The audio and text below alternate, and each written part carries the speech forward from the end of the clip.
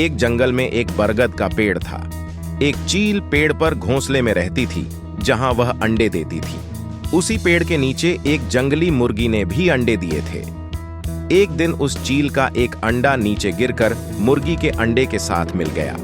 समय बीतता गया और चील का बच्चा उस अंडे से बाहर आ गया और वह यह सोचकर बड़ा हुआ कि वह एक मुर्गी है। वह मुर्गी के बच्चों के साथ बड़ा हुआ। वह वही काम करता था जो मुर्गी करती थी। वह मुर्गे की तरह ही बोलता था, जमीन खोदता था और उसमें से कीड़े निकालकर खाता था, और वह मुर्गे की तरह और उतनी ही ऊंचाई तक उड़ सकता था। एक दिन उसने आकाश में एक चील देखा जो बड़े गर्व से उड़ रहा था। उसने अपनी मुर्गी माँ से पूछा कि उस पक्षी का नाम क्या है जो इतनी ऊंचाई पर उड़ रहा है। मुर्गी ने उत्तर दिया, वह एक चील है।